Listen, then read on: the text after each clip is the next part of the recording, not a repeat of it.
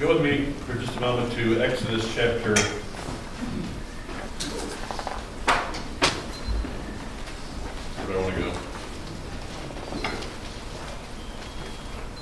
31. Exodus chapter 31. I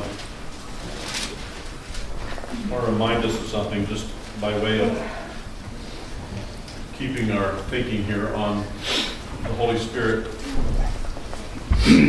that oftentimes we look for the Holy Spirit sometimes in places that it's unusual to find him. In Exodus 31:18 it says, "And when he had made an end of speaking with him on Mount Sinai, he gave Moses 2 tablets of the testimony, tablets of stone, written with the finger of God."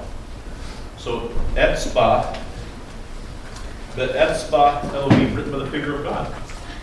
So the question becomes, well, what does this finger of God mean?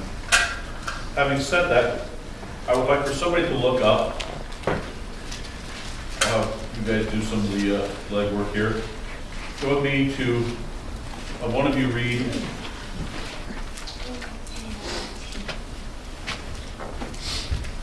Matthew chapter 12, verse 28. Somebody read Matthew chapter 12, verse 28. Whoever finds that can begin reading. Matthew 12, 28. But after this by the Spirit of God, that I cast out demons, and the kingdom of God is come upon you. Yeah, the Spirit of God, if I cast out demons by the Spirit of God. Now somebody look at Luke 11:20. This is a parallel passage in Luke. Luke 11:20. Luke chapter 11, verse 20. But if I, with the finger of God, cast out devils, no doubt the kingdom of God is come upon you. Finger of God. Notice in the parallel in Matthew, it's Spirit of God. Finger of God and Spirit of God are equivalent. But oftentimes people think, well, we have to see the word ruach in Hebrew or pneuma in Greek in order to be looking at the Spirit of God. But idiomatically in Hebrew, I can speak of the finger of God as the Spirit of God. Therefore, in Exodus 31, I could read it this way. He gave to Moses tablets of the testimony, tablets of stone, written by the Spirit of God. Because that's what the idiom means. It means the Spirit of God. Another way of saying that is the finger of God. So, oftentimes, if we're not aware of these Hebraic idioms, we'll miss the fact that the Spirit of God is actually present, oftentimes more often than we think, but in idiomatic ways. Not in just saying the word Spirit, or saying the word Ruach, that he is actually present in there. So, but it's a Hebraic way of saying it. Okay? Go back with me to Exodus chapter 8 now. Exodus chapter 8. It's interesting. The magicians of Pharaoh, verse 18 of Exodus chapter 8, it says, actually go to verse 19. It says, "Then the magician said to Pharaoh, 'This is the finger of God.'" So they're using the idiom as well, the Hebraic idiom as well. This is the Spirit of God that's causing this. So the Spirit of God is driving things, even if we don't use the terms Spirit of God. Okay? There's other ways of saying the Spirit of God without saying it that way. You have to be aware of that. Just pointing that out for our benefit, so as we're thinking through the text sometimes, if we don't see things one way, that's maybe because we're bumping up against a Hebraic idiom. And we need to then dig below it and find out what it means and try to understand it from the Hebraic side of things. And that Hebraic idiom is then used. Matthew says Spirit of God. Luke carries the Hebraic idiom and says finger of God. And then it's a parallel passage. Spirit of God, finger of God. All right. Our Torah reading for today was the book of Numbers. Why do you think that the book of Numbers opens with a genealogy? Why do you think it opens with this genealogy or this census, this recounting of the amount of people in the army? We want to venture a guess why that's important. Well, let's first ask this question as we're thinking about the book of Numbers real quick. What's the book of Numbers going to be? What is Numbers in Hebrew? Bamidbar, in the wilderness. Hosea says he's going to take them into the wilderness, and there he's going to speak tenderly to them because they've been rebellious against him. And what is the whole book of Numbers about? The whole book of Numbers, if you put one word over the book of Numbers in the wilderness, you could write this word, rebellion. It's one rebellion against God after another. The whole book is about the children of Israel rebelling against God. And we're going to see that as we go through the book, that it's just one continual rebellion after another. Just when you think that they might have learned their lesson, just when you think that they've figured it out and they're going to be obedient, they rebel again. And the census, I would argue, is so that when we see where they are at the beginning of the wilderness journey and where they are at the end of the wilderness journey, there's going to be another census. And all the people that they lose in the wilderness, because of their lack of faith, when we get to the census at the very end, there's going to be almost the same amount of people. Almost the same amount. There's 603,000 plus at the beginning, and by the time we get to the end, there'll be a little over 600,000 still. In other words, God is saying, look, even though this generation that went through the wilderness that was rebellious, that was problematic to the hilt, they died in the wilderness, and yet when we get to the end of the wilderness wanderings, we're going to have almost the same amount of people. Which is God saying this, I'm still being faithful to you. I'm still giving you children and giving you progeny, so I have not completely abandoned you. The numbers are almost the same by the time we get to the end of this wilderness journey. But here's the thing Numbers says to us, this is that, you know what? Even with his own people, God is willing to destroy them in the wilderness if they're not willing to be obedient to him. If they're willing to rebel against him, not willing to surrender to him and submit to him, then he will allow them to die, even if that's premature. So the book of Numbers, as we're going to go through it, is a book of rebellion, one after the other. But that's not going to be our focus today. How many of you did not get the handout from what I sent out? If you did not get a copy of it and would like a copy, let me know. Here, you can hand those out. Raise your hand if you'd like a copy of the handout. Today, as most of you are aware, tonight will begin the festival of Shavuot, which means weeks. Let's put this in the bigger picture of the Moedim. We have Pesach, Passover. Then we count 7 sevens, and we get to Shavuot. That's where we are today. We will get in the fall, we will go to Yom Teruah, then 10 days later to Yom Kippur, and then 5 days later after that to Sukkot. And that will go for 8 days. So we are now in the second Moedim of the spring Moedim, coming to Shavuot. And the book that we study at Shavuot is the book of Ruth. But before we can get to the book of Ruth, and we will study the book of Ruth tonight, before we can get to the book of Ruth, we have a number of things we need to discuss in order to help us with that book. So I'm going to look at those today with you, and then tonight we will look at the book of Ruth. And then it will make sense as we're going through the book of Ruth why we had to look at these things first. With any biblical narrative, when we come to it, there's always an informing theology that precedes it. So we have to understand what the issues are before we get to the narrative. Because there's always things that precede it that are important for us to understand. And if we don't understand those things, when we read it, we'll read past things. It just won't make any sense. Or we'll just neglect things that we should focus on. With that in mind, I'm going to have you guys doing some of the work here as well. Go with me to Judges, the book of Judges, chapter 2. Book of Judges.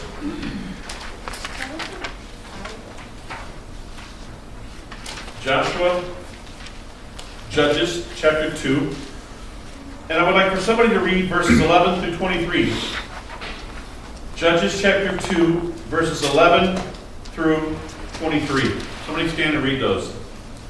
You're going to participate today. Judges, chapter 2, verses 11 through 23. Good. Then the children of Israel did evil in the sight of the Lord and served the Baals. And they forsook the Lord God and their fathers, who had brought them out of the land of Egypt.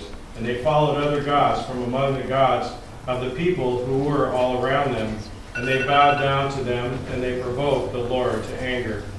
They forsook the Lord and served Baal and the Asheroths. And the anger of the Lord was hot against Israel. So he delivered them into the hands of the plunderers who spoiled them. And he sold them into the hands of their enemies all around them, so that they could no longer stand before their enemies. Wherever they went out, the hand of the Lord was against them for calamity. And the Lord had, as the Lord had said, and as the Lord had sworn to them. And they were greatly distressed. Nevertheless, the Lord raised up judges who delivered them out of the hand of those who plundered them. Yet they would not listen to their judges, but they played the harlot with other gods and bowed down to them. They turned quickly from the way in which their fathers walked in obeying the commandments of the Lord. They did not do so.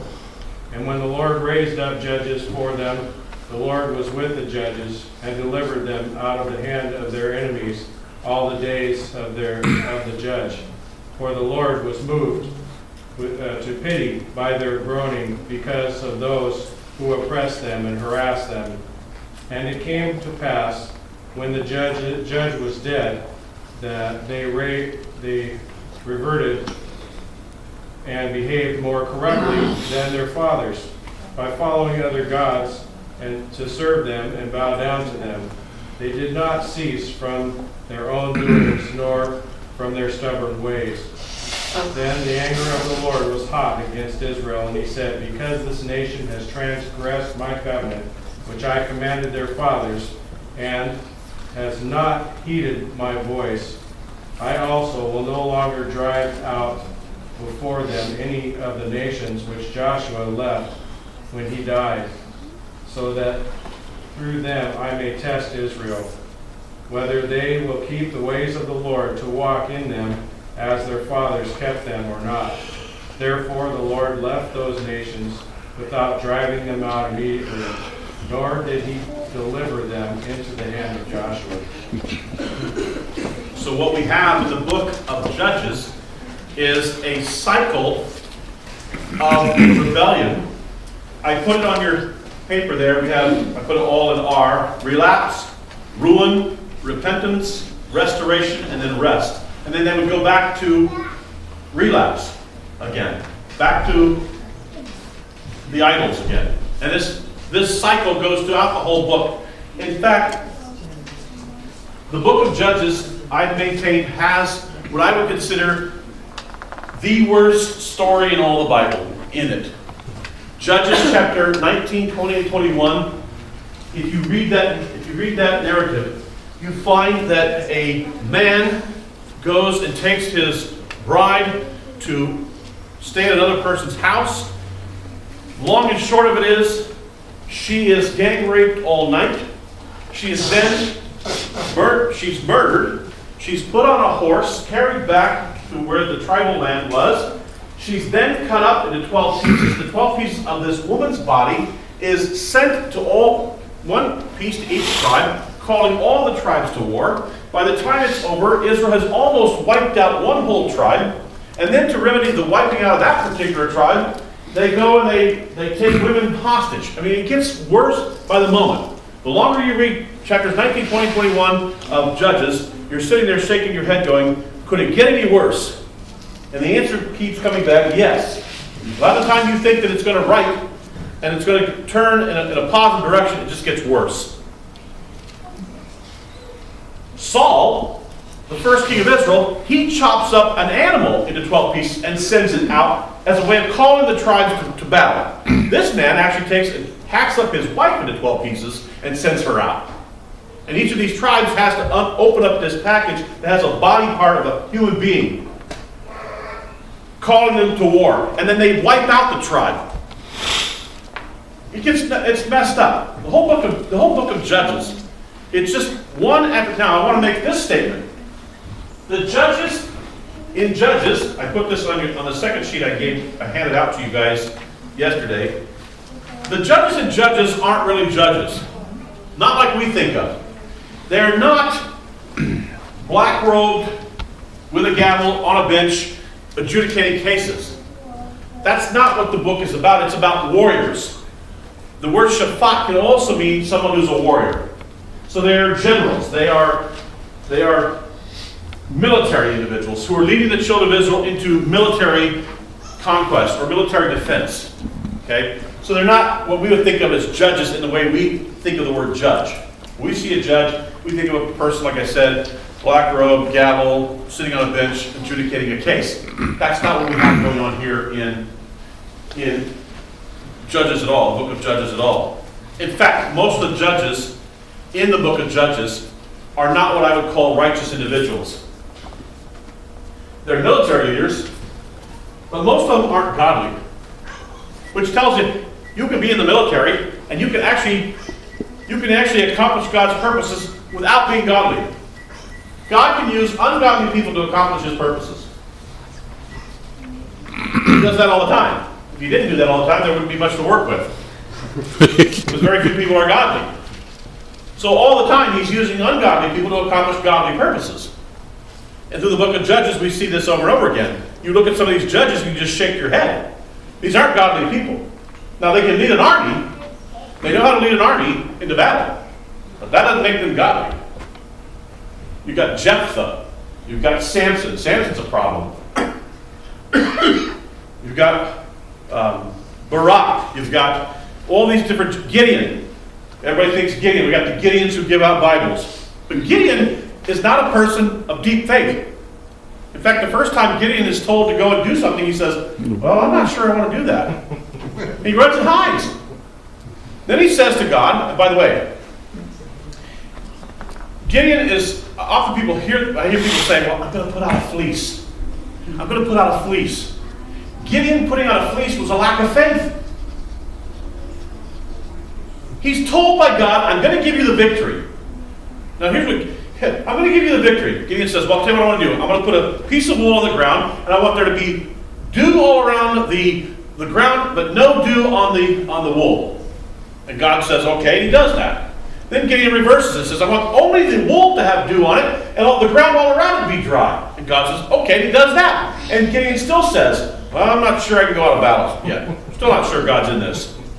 So God says to Gideon, tell me what I want you to do, Gideon. I want you to sneak down to the enemy camp. And I want you to listen to what the army of the other side is saying. And he goes down, he sneaks down, and then he hears the generals of the other army saying, we think we're in trouble, that this army is going to take us. And then he finally capitulates and says, okay, God, I'll do what you want. So all these judges are problematic. They're not people, usually most of them are not people of deep faith. Okay? But they're used by God nonetheless. I write this, I'm going to read the last paragraph. The time period of the judges was one of the most unstable in Israel's history. With no central leader, every tribe was left to its own autonomy. The last 3 chapters in the book of what many scholars consider the worst chapters of the Hebrew Bible. Just when it looks like things can't get worse, it does. Okay? The whole book of Judges is like this. Now, let's go to, I'll have you read this. I would like somebody to read Judges 18:1. So we pick Judges 18:1. Who's got Judges 18:1? Who'll read that one? I need somebody to read Judges 19:1. Somebody read Judges 19:1. Okay. And I need somebody to read Judges 17:6. Okay. You can read that one too. And then 21:26. Judges 21:26. All right, Bill. All right, so Carrie had 18:1. Okay.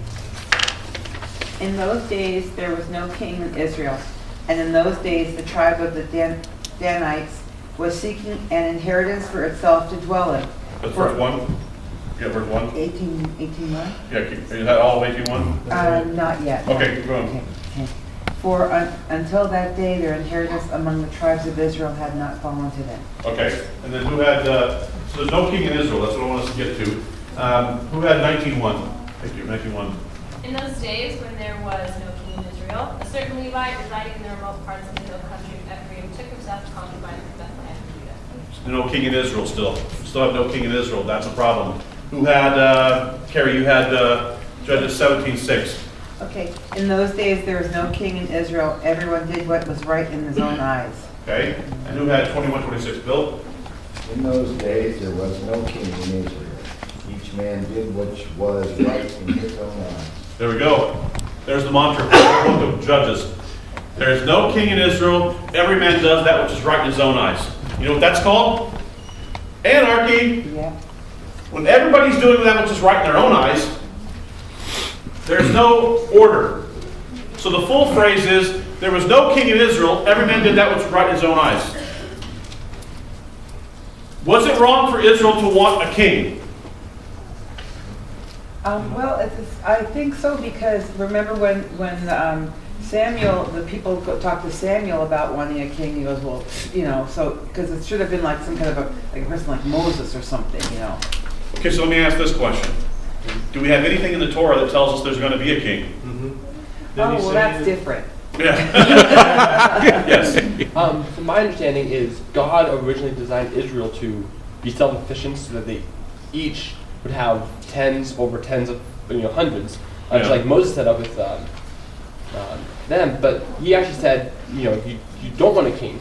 Once they established a king and they put that kind of leadership in order, then once they lacked a king, they fell into an issue because they no longer had what they set up. I would make the argument that there's nothing wrong with wanting a king if you want a king for the right reasons. In other words, here's the truth, fundamental truth of life. Sometimes things aren't bad, but we can want good things for the wrong reasons. And they're not godly reasons. So sometimes there are things that aren't bad in and of themselves, but our reason for wanting them isn't good. Deuteronomy 18. Go with me to Deuteronomy 18. Let's go to Deuteronomy 18. Here's what he says.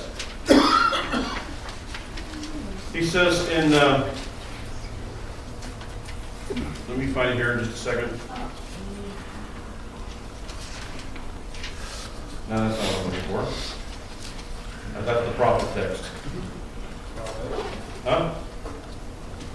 Oh, I'm looking for the one about kingship. It seems like it was 18, but I may be wrong. 12? Now, there's a text in Deuteronomy where he talks about there's going to be a king. And when you have a king, here's what he has to be. He has to come from your own people. He has to be. He has to write a Torah. The rules of kingship. Yeah, the rules of kingship. It's in Deuteronomy 18. I may be wrong here. Hold on. 12. But wasn't after they demanded a king? It wasn't before. No, it's not 12 either. Deuteronomy 17:14. There we go, 17. I was close. Okay, there we go, 17, 14. Here we go. When you come into the land which the Lord your God is giving you and possess it and dwell in it, and say, I will set a king over me like all the nations that are around me, you shall surely set a king over you whom the Lord your God chooses. One from among your brethren you shall set as a king over you. You may not set a foreigner over you who is not your brother. Now look at this. But he shall not multiply horses for himself, nor cause the people to return to Egypt to multiply horses. For the Lord has said to you, you shall not return that way again. Neither shall he multiply wives for himself, lest his heart turn away, nor shall he greatly multiply silver and gold for himself.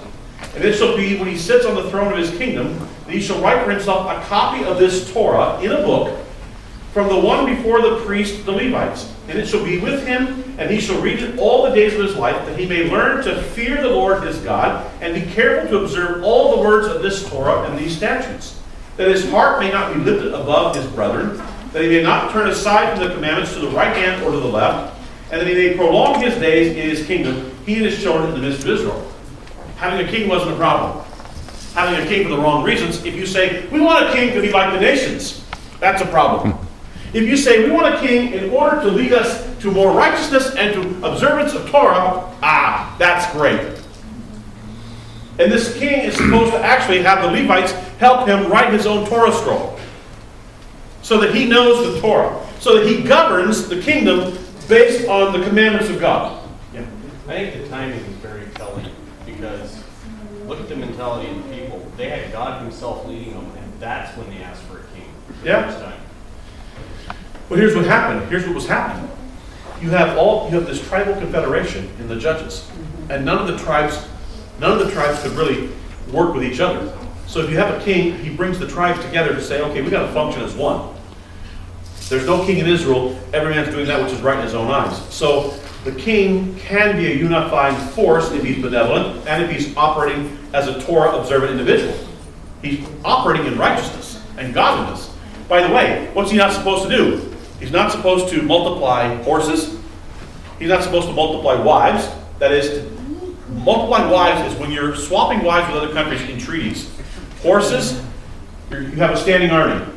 Multiplying wives, you're making treaties. Silver and gold, you're building up this huge bank account, right? So you got to rely upon God. Don't rely upon man. If you look at Solomon, what did Solomon do? He multiplied horses, he multiplied wives, and he multiplied silver and gold. He was dyslexic. Yeah. He had to write his own word, right? Yeah. So what happens with Solomon? God says, okay, we're splitting the kingdom. It'll be split. And then eventually both will go away until I bring them back under David. Yes? So my question is, what is the difference between having a high priest,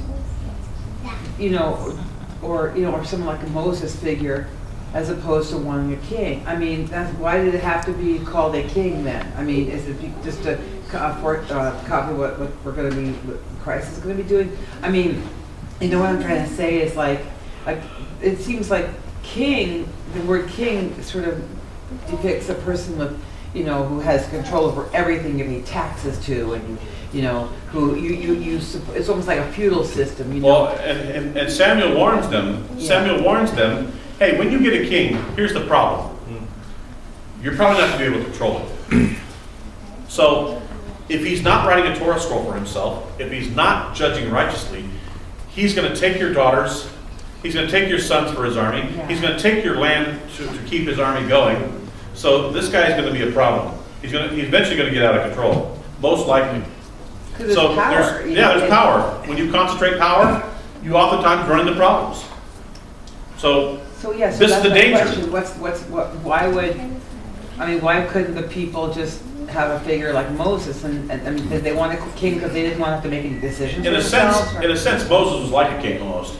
Right, but he was not. He didn't have the horses and the wives and all that kind of stuff, But when Moses spoke, for the most part, people came in line. There's a lot of positive verbiage though about the king. The Yes. ones to come, come riding on his chariot. Exactly. And by the way, we're going to come back to a king. Yeah.